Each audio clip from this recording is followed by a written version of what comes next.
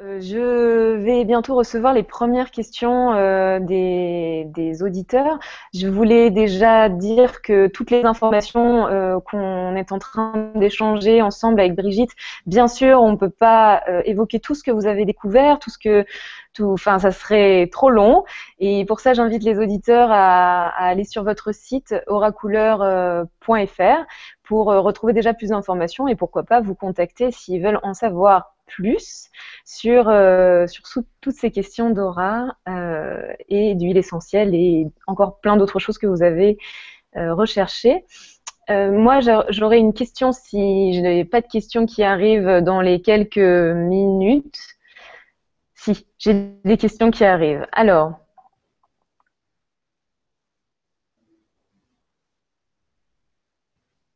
oui, comment retrouver? Parce que ça, c'est quelque chose qu'on a évoqué ensemble pendant le film.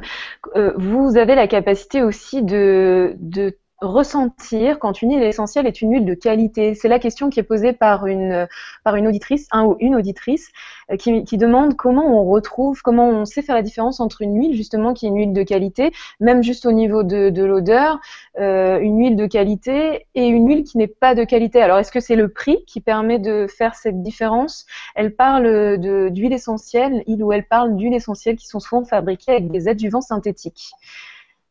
Mais c'est plus des huiles essentielles. Oui. Mais comment on fait la différence au moment de l'achat? Comment on peut être sûr que cette huile est de qualité? Il faut se renseigner sur la provenance? Alors, normalement, quand vous achetez des huiles essentielles, non pas sur la boîte, mais bon là, c'est une petite boîte d'huile essentielle. Je vais ouvrir cette boîte. Euh, il y a le flacon. Sur le flacon, il y a une étiquette qui, normalement, doit tout vous raconter de cette huile essentielle. Il y a sa provenance, il y a l'organe producteur, il y a son numéro de lot, il y a il y a ses principaux constituants au niveau moléculaire. Et normalement, je dirais, on ne peut pas appeler huile essentielle un produit qui contient des produits synthétiques. Et ben, ça se voit très très vite sur l'emballage. Vous avez des huiles qui vont être déterpénées, vous avez dès qu'on vous parle de senteur et donc dès qu'on vous parle plus d'odeur ou d'essence aromatique, il faut être extrêmement vigilant. Il faut toujours acheter des huiles essentielles qui sont extrêmement pures. Bon, moi, pour les huiles essentielles que j'utilise en thérapie ou pour la maison, je choisis souvent des huiles essentielles biologiques. Si elles ne se sont pas biologiques, c'est que je connais le producteur et que parce que le biologique c'est une norme et c'est un agrément. Si je connais le producteur et qu'il n'y a pas la mention bio, mais que j'ai visité ses champs et je sais qu'il met pas de pesticides et que je sais qu'il a un mode de production Respectueux. extraordinaire, respectueux, je lui achèterai son huile essentielle et je l'utiliserai très facilement les yeux fermés. Je vais lui faire une confiance totale. Pour les acheteurs d'huile essentielle, dans la mesure du possible, essayez d'acheter des huiles essentielles bio, des huiles essentielles pures. Faites confiance. Certains labos Oui, sont. justement, ça fait partie des questions qu'on pose. Est-ce que vous connaissez justement des labos qui travaillent bien, qui travaillent Oui, oui, dans le oui. respect? Et si Alors, vous pourriez en citer, on parle de la Drôme, justement. Est-ce que ça fait partie des lieux? alors, il y a des huiles essentielles, il y a des producteurs.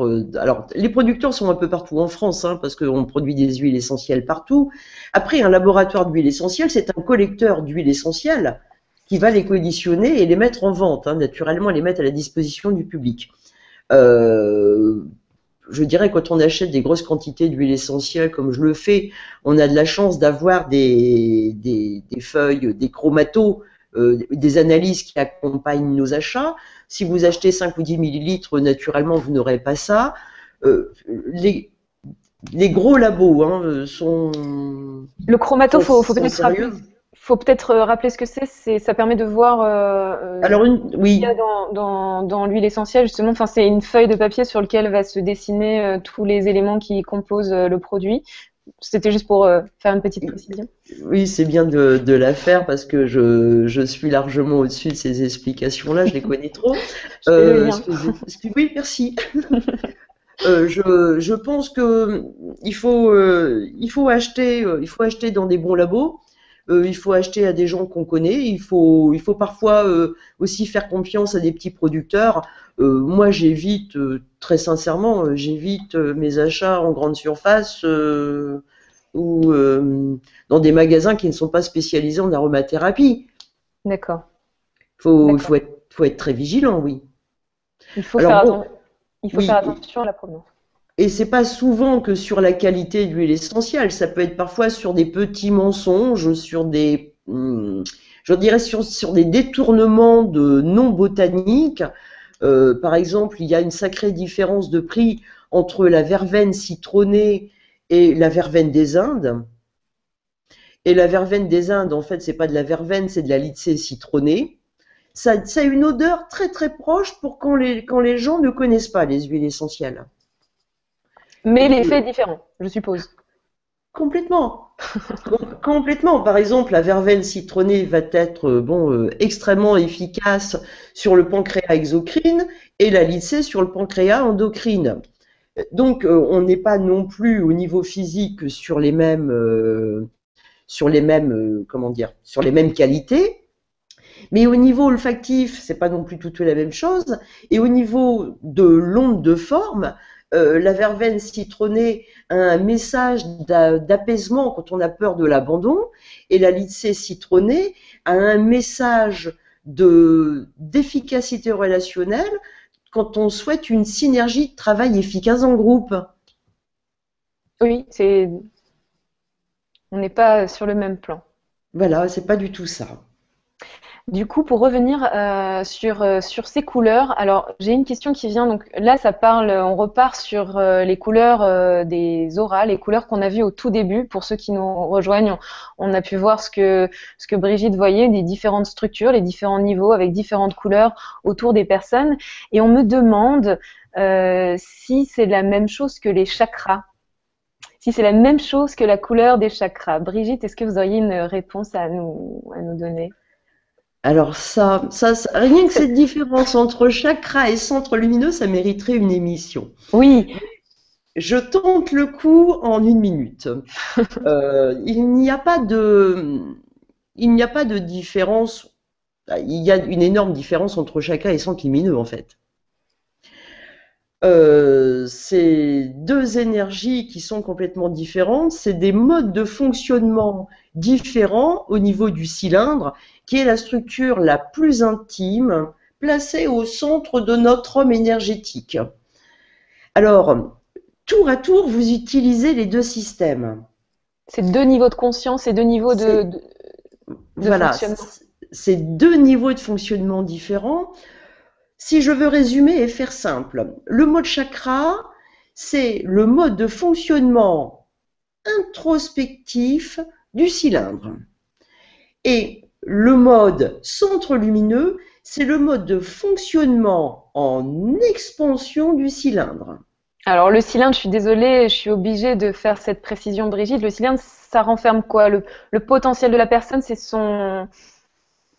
Alors, le cylindre, c'est la vie intime de la personne. C'est sa plus grande richesse, c'est sa carte d'identité énergétique. On va retrouver dans ce cylindre toutes les programmations familiales. On va retrouver des cadeaux de potentiel. On va retrouver des cadeaux de potentiel un peu plus transcendants.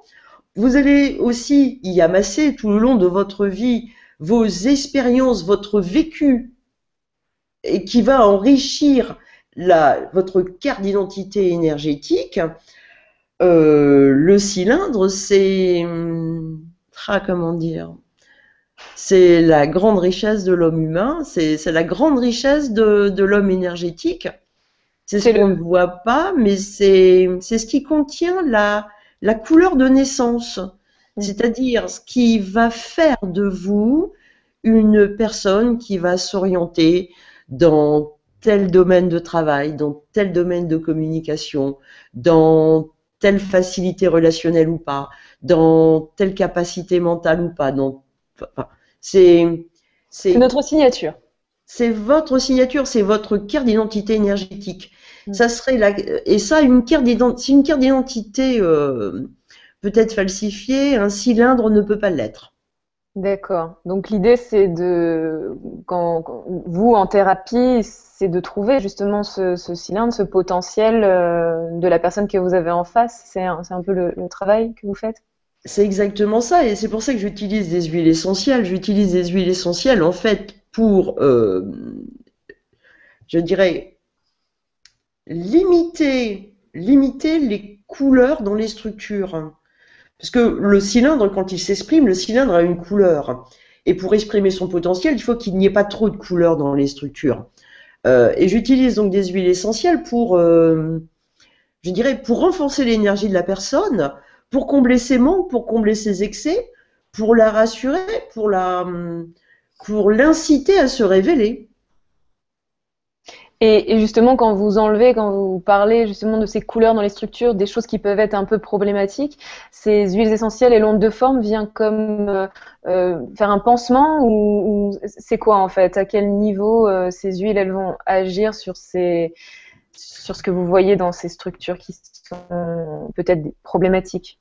Alors, comment dire, ce que je vois, c'est comment ça, alors, oui, l'effet pansement, c'est pas mal. C'est l'effet pansement, c'est en fait, je soigne le bobo. Je soigne ce qui fait mal et je considère ce qui fait mal. Donc, en un sens, c'est un pansement. Mais un non-sens, c'est aussi une musique douce qu'on est capable de fredonner à quelqu'un qui a des difficultés. Mais c'est aussi une couleur que l'on est capable de montrer à quelqu'un parce qu'il aime cette couleur ou parce qu'il en manque. Donc, oui, en fait, on remplace la couleur énergétique dans les structures énergétiques en mettant l'onde de forme vient amener je dirais, la solution au problème. Hmm. C'est un peu ça, c'est la solution du problème. Et justement, par rapport à cette, comment on trouve que cette huile essentielle va être en accord avec cette personne, j'ai une question, enfin, d'un auditeur qui me demande comment on est sûr qu'il va pouvoir recevoir cette huile essentielle, l'accepter, comment sentir ou entendre le message des plantes autour de nous. C'est la question. Alors peut-être on va garder que la première partie. Comment être sûr qu'une personne va être capable d'accepter le message de l'huile essentielle, qu'elle va lui faire du bien en fait. Alors, l'acceptation ne se fait pas en 3 secondes. Quand on travaille avec une huile essentielle, on travaille de façon répétitive avec une huile essentielle. Quand on a un problème installé au niveau des structures énergétiques, au niveau de son énergie, il est évident que c'est pas en respirant vaguement une huile essentielle une fois qu'on va résoudre le problème. Il s'agit d'appliquer la TSO, de sentir cette huile essentielle régulièrement dans la journée, de s'en appliquer en onction aussi selon des protocoles précis dans la journée, de vivre avec cette huile essentielle et de dire bon, j'ai le problème mais je vis avec la solution. Et à un moment, on est prêt à lâcher le problème pour prendre la solution. Hmm. TSO, Et vous avez parlé de TSO. TSO, c'est? alors, ça s'appelle en fait la technique sensorielle olfactive, D'accord. qui est une façon de respirer, une façon de déconnecter le cerveau pour laisser à l'odeur l'occasion, hein, pour donner à l'odeur l'occasion de nous donner son message. Pour écouter le message d'une huile essentielle, naturellement, il faut privilégier le message de l'huile essentielle et il faut peut-être couper la radio à côté. C'est très difficile de faire une séance de TSO quand on est en plein milieu du périph', au milieu de la pollution, avec les klaxons autour, en se disant bon, je vais me faire ma petite séance de TSO, je vais me faire du bien. Oui. Le soin que l'on s'apporte, c'est aussi le respect, et peut-être que là, le mode chakra est intéressant dans ce moment de TSO. C'est un moment un peu méditatif, d'introspection, d'écoute de soi. Voilà.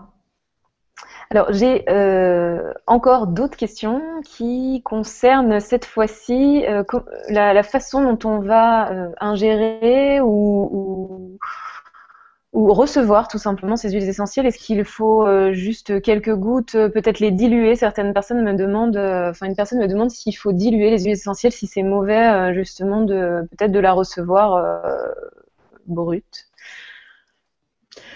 Bon, alors restons dans le cadre du soin des structures énergétiques avec les huiles essentielles. Ne parlons pas de thérapie physique. Alors, dans ce cadre du soin de notre énergie et non pas de notre physique, la TSO, c'est une huile essentielle que je pose sur la main, que je fais chauffer sur ma main et qu'enfin j'amène délicatement avec les deux mains en coupe au niveau du nez.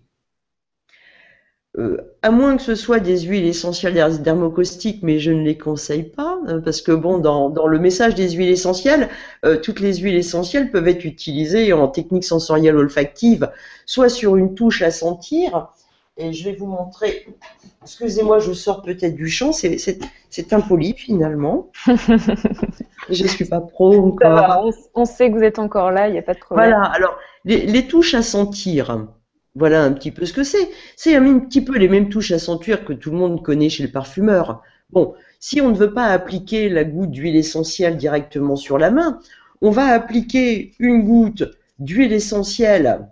On va mettre une goutte d'huile essentielle sur la touche à sentir et l'amener à son nez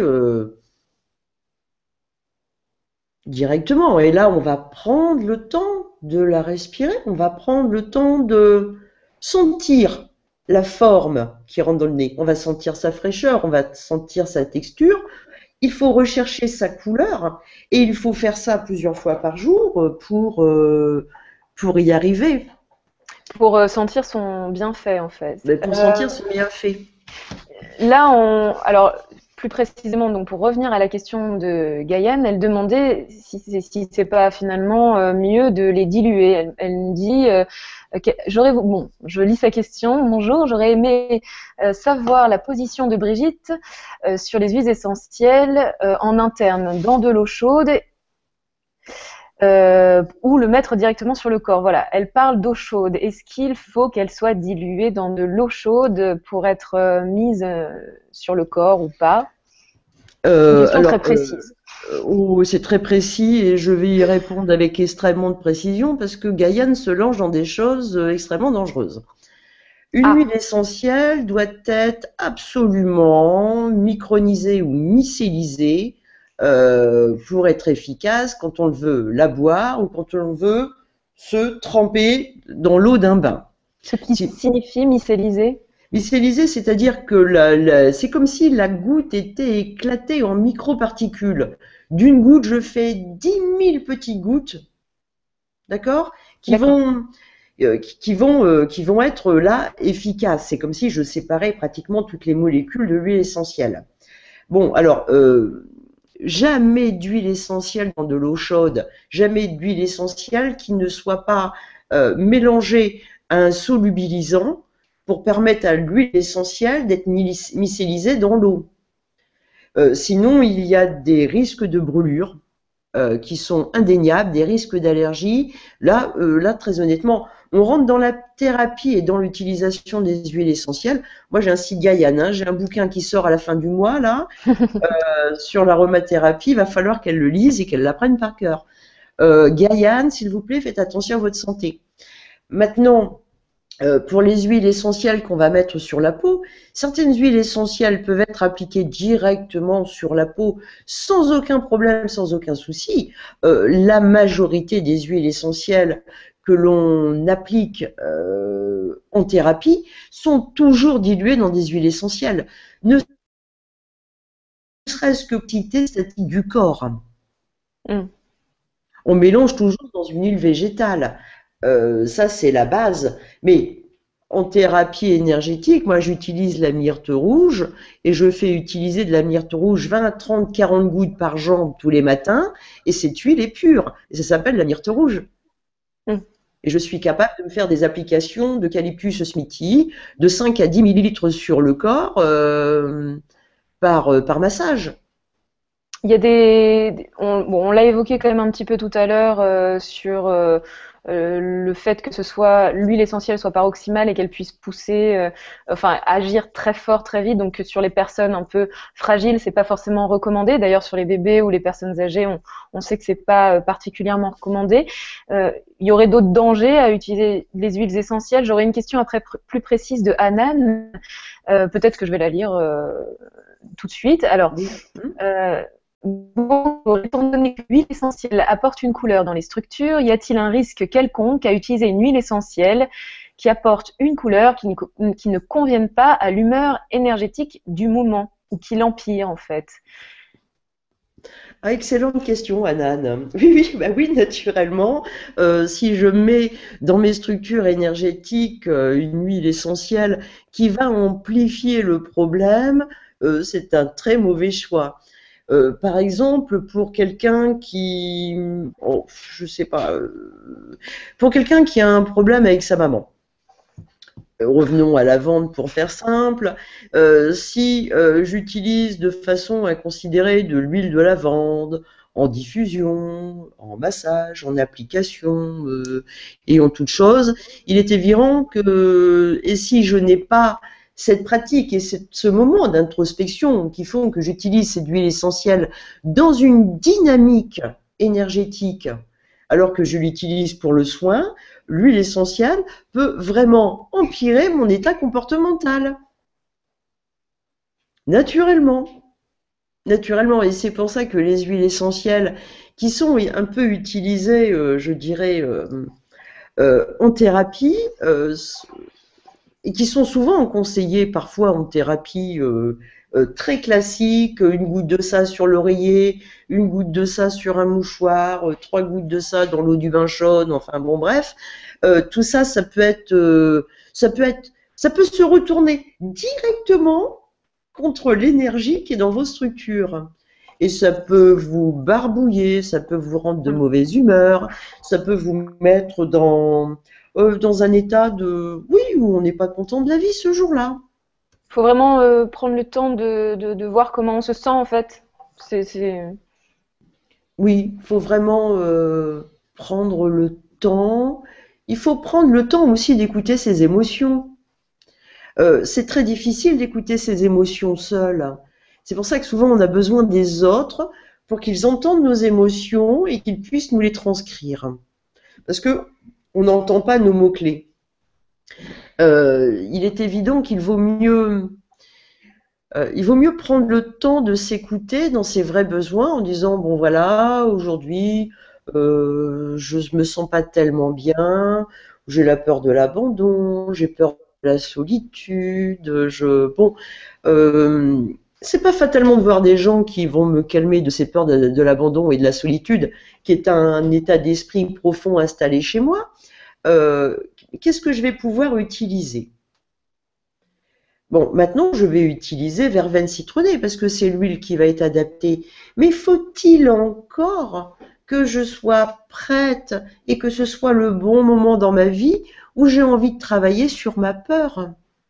Et encore faut-il pouvoir la cerner, sa peur, parce que des fois c'est un état global un peu où on se sent pas forcément très bien, mais on n'arrive pas à déceler précisément qu'est-ce que c'est que le manque.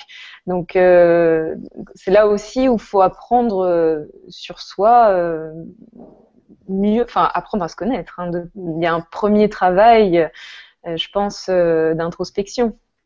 Et c'est là que le mot chakra est important. Parce que la vie, nous la vivons en mode centre lumineux. Là, nous communiquons en centre lumineux. Maintenant, quand je vais rentrer dans mes appartements et chercher à vérifier comment c'était, comment j'ai vécu cette expérience, je vais me mettre en mode chakra, au moins pendant quelques minutes. Et que le mode chakra me ramène à moi et me permet de faire le checklist profond de mes émotions. Et de les accepter et de les comprendre et ne pas, je dirais, de trouver ça normal d'avoir des émotions. oui, il faut être extrêmement vigilant aux huiles essentielles que l'on va utiliser, apprendre à bien se connaître, et puis surtout avoir, je dirais, une huile essentielle qu'on va utiliser pour se soigner, c'est fatalement une odeur qui nous fait plaisir. On ne se soigne pas dans la contrainte et on ne se soigne pas en souffrant en plus. Hein, s'il faut se faire souffrir à sentir des huiles essentielles que l'on n'aime pas, c'est pas évident. Ça n'a aucun Donc, intérêt. ça n'a aucun intérêt de souffrir. La souffrance n'a jamais fait grandir. Ça n'a jamais fait grandir qui que ce soit, la souffrance. Donc, évitons de nous faire souffrir et soignons-nous avec des huiles essentielles qui nous conviennent dans l'odeur, mais parfois dans la texture et dans le toucher. Certaines huiles essentielles vont être un peu plus sèches que d'autres et la texture va rentrer plus facilement dans la peau et tout. Et puis, il faut que l'odeur nous plaise, il faut que l'odeur nous emporte. Il faut que l'odeur nous donne envie de suivre cette huile essentielle. Donc, c'est pas n'importe lesquelles. Mais je tiens quand même à redire que cette approche comportementale que vous avez ne reste pas la majorité des thérapeutes qui utilisent les huiles essentielles, qu'on utilise majoritairement pour le physique. Donc, je renvoie les auditeurs à se rapporter à votre livre justement sur le message des huiles essentielles et leur action sur les états comportementaux. Moi, j'ai une question sur l'ancrage, sur cette qu'est-ce que l'ancrage? C'est quelque chose que vous évoquez assez souvent. Est-ce que ces huiles peuvent nous aider justement à être ancrés? Qu'est-ce que ça signifie d'être ancré avant de partir dans des choses très énergétiques, justement très complexes, hein. On sait que le monde vibratoire, le monde énergétique, c'est un monde extrêmement complexe. Voilà. Est-ce que c'est pas déjà important d'être là, bien présent dans cette vie et ancré justement? Oh ben si, c'est certainement ce qui est le plus important. On est né pour quelque chose quand même. On est né pour être ancré et pour être heureux.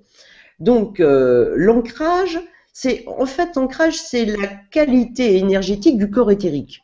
On a beaucoup parlé de structure énergétique, mais le corps éthérique, c'est ce qui nous donne une information instinctive et intuitive. C'est je suis ici sur Terre, placé sur un territoire, sur un terroir, et j'appartiens à cet endroit. Maintenant, pour être efficace sur cet endroit, je dois être profondément ancré sur lui. Donc pour ça, je dois avoir un corps éthérique qui est en bon état, le moins possible de couleurs dans les structures, naturellement, parce que ça perturbe vraiment, ça gêne. L'ancrage, c'est la qualité terrienne. Nous sommes des humains. L'ancrage nous fait de nous des terriens. À quoi on reconnaît un bon terrien? Bon, c'est quelqu'un qui aime la terre. C'est quelqu'un qui aime. Je crois que c'est quelqu'un qui respecte les autres, c'est quelqu'un qui respecte les plantes, c'est quelqu'un qui agit et qui fait en sorte que les choses se passent bien. Je crois c'est quelqu'un qui veut participer. C'est pas fatalement quelqu'un de très éloquent, c'est pas fatalement quelqu'un de très communicant, mais c'est quelqu'un qui en tant que terrien, je dirais moi en tant que terrienne, j'ai une tâche très importante tous les matins, je balaie devant ma porte. Je veux que les gens qui passent sur mon terrain passent sur un terrain propre. Voilà. Pour moi, ça c'est de l'ancrage. C'est des choses très concrètes. C'est du concret, c'est du vécu, et c'est ce qui rend heureux quand les gens passent dans la rue et que le trottoir est propre. Bon sang, bonsoir, c'est super, hein. Les gens se sentent déjà chez eux sur mon territoire. Et donc, oui, pardon, allez-y. Et c'est ça qui est bien.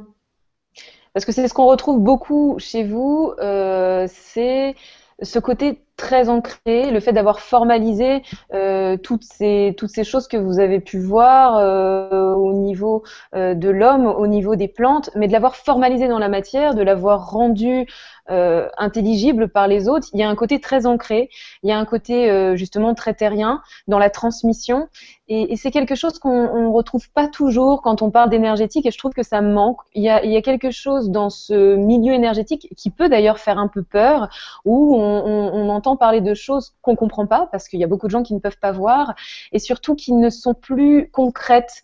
Et revenir, comme là on le fait, à des dessins, bon, même si on peut pas voir ces choses-là, mais d'avoir eu des protocoles, mis en place des protocoles et parler des huiles essentielles et des plantes, il y a un côté très ancré, très concret de votre travail. Est-ce que c'est quelque chose qui est important, justement, je répète un peu ma question, mais ce côté concret pour rendre intelligible, pour communiquer de toute façon avec les autres, parce que l'énergétique, ça demande de bien s'enraciner d'abord avant d'y aller. Ah mais je pense qu'avant toute chose, c'est important, c'est extrêmement important d'être ancré soi-même, parce que bon, faire des recherches et faire du travail tel que je l'ai fait à l'hôpital avec des médecins, avec d'autres chercheurs en botanique, etc. Hein, d'ailleurs, hein, je dirais, je suis pas cantonnée à la médecine. Hein, la botanique me passionne, les pierres me passionnent, tout me passionne. À partir du moment où on me donne la possibilité d'expérimenter, de regarder, il est évident que je préfère faire les choses accompagnées de professionnels qui ont une extrême exigence. Le discours pour être intelligible, pour être compréhensible et pour passer dans, c'est une technique de recherche, hein, ce sont des recherches, c'est pas Expérimentation, c'est une expérimentation très costaud, hein, c'est du bétonné, hein, comme on dit quand on est terrien. ça demande encore Il plus faut quand même. de rigueur. Ça demande encore plus de rigueur d'ailleurs que dans les expériences qu'on peut faire dans la matière, parce que là, on touche à des choses qu'on ne peut pas voir, que tout le monde ne peut pas voir. On touche à des choses que l'on ne peut pas voir, mais on touche à des choses que des chercheurs peuvent vérifier. Ça, c'est extrêmement intéressant. Donc, je dirais, quand on détecte une pathologie sur quelqu'un et qu'on, à l'hôpital, on a les moyens d'avoir les scanners, les IRM, en disant, je suis sûr que telle personne, il y a un problème là, à cet endroit-là, et ça doit être ça.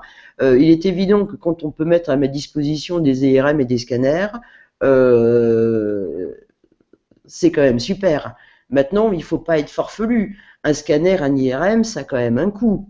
Donc il faut quand même être, je dirais, il faut quand même être très réaliste.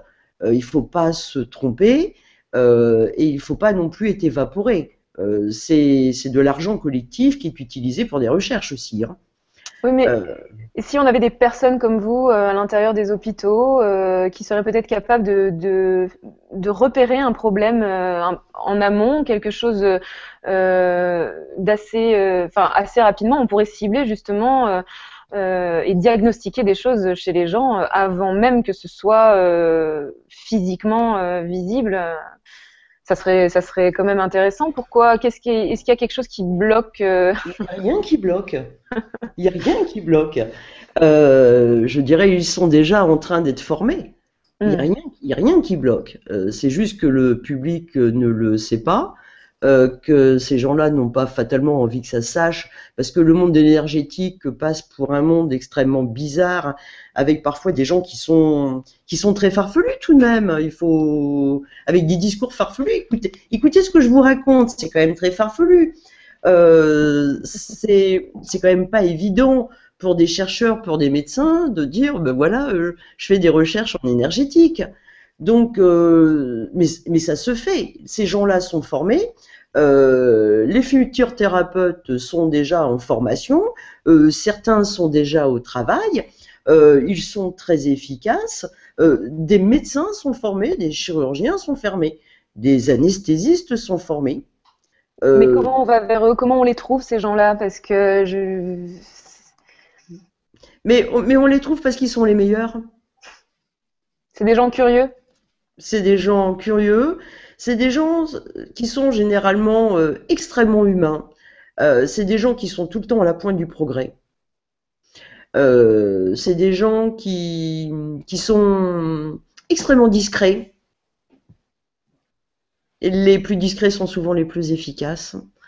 Ce sont des gens qui sont là au service des autres et pas au service d'eux-mêmes. C'est mais ils sont là.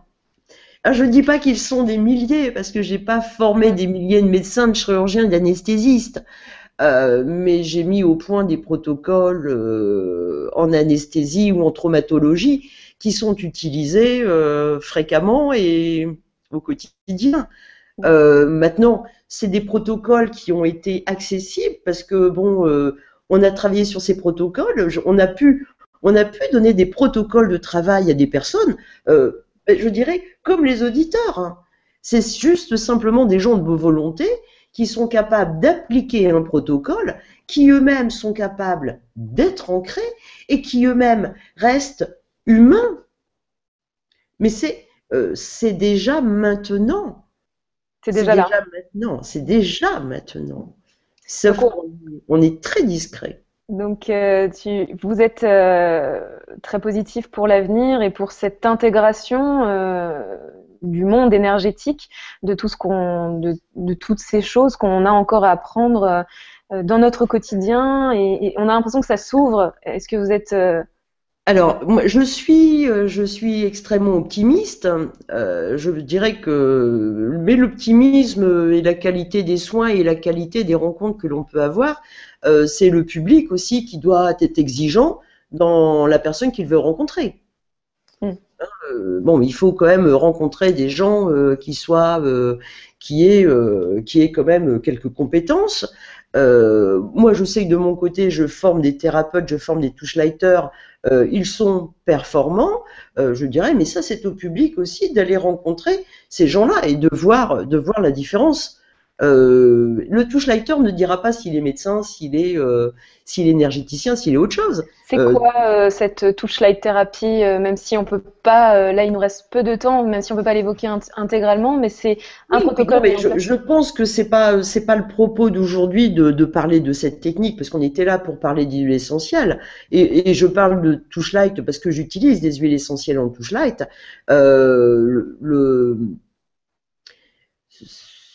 Il n'y a pas, non, le touchlighter est important dans ma vie, mais aujourd'hui, c'est les huiles essentielles. Alors peut-être une autre question, je me suis égarée, excusez-moi. Non, c'était intéressant d'évoquer cette touchlight parce que c'est un travail que vous avez mis en place, qui vous a pris, je suppose, beaucoup d'années de rencontres, d'expérimentation, et je pensais que c'était important de l'évoquer. Voilà, c'était un protocole que vous enseignez à des étudiants qui ont envie de rentrer dans cet univers de l'énergétique, et de manière, je pense, conviviale et simple en fait. Je crois que ça manque un peu dans cet univers de l'énergétique, des choses un peu simples et concrètes, et puis surtout de l'expérimentation et du résultat, voilà. Alors, de l'expérimentation, du résultat, de la compétence, de la connaissance en anatomie, en physiologie, être bon demande du travail. Je crois que c'est important de le redire, ça se fait pas comme ça du jour au lendemain, et de toute façon, travailler sur soi demande du travail, voilà.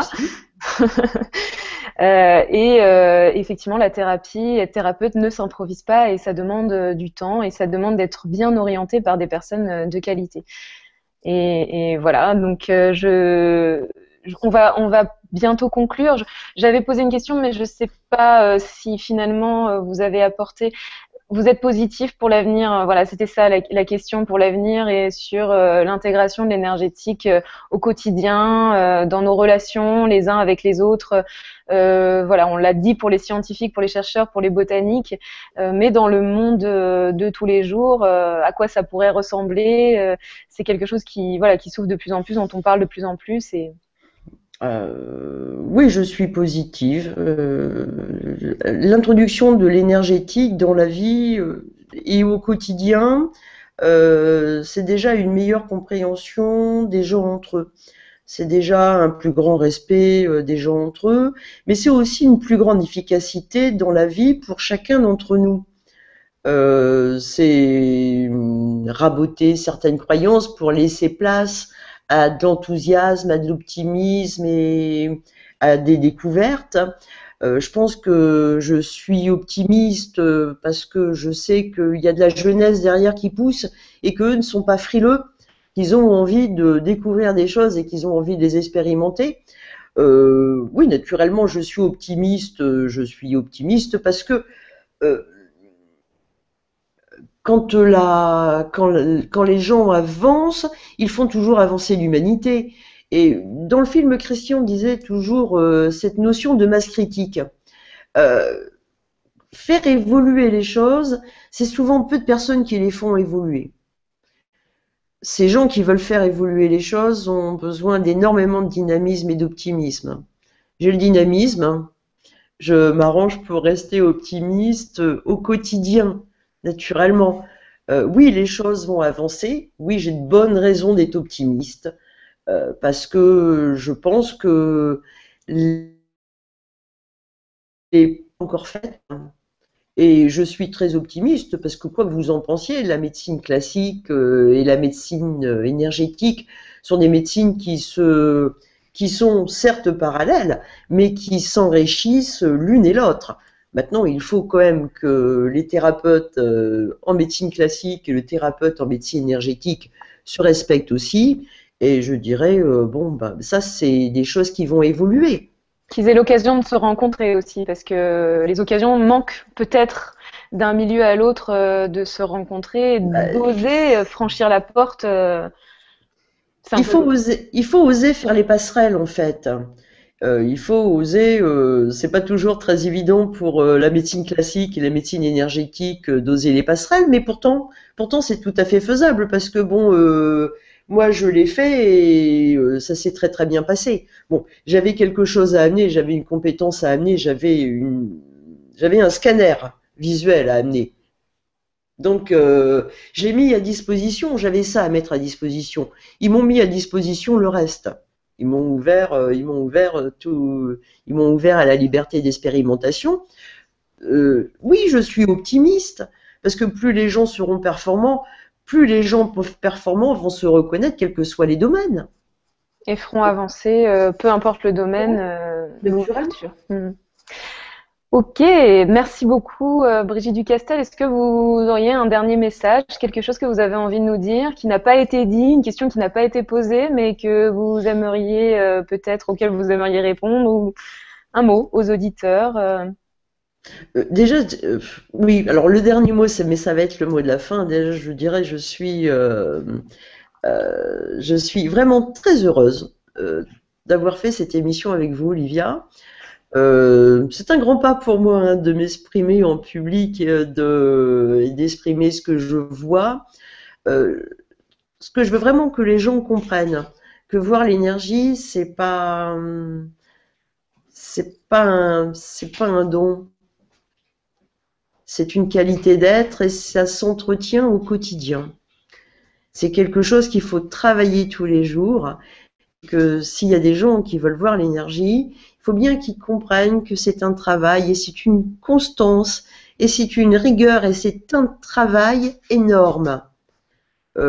Voir c'est facile, comprendre, comprendre dans la rigueur et vouloir mettre au point des protocoles, c'est un travail très difficile. Ça fait 25 ans que je consacre mes journées à ça.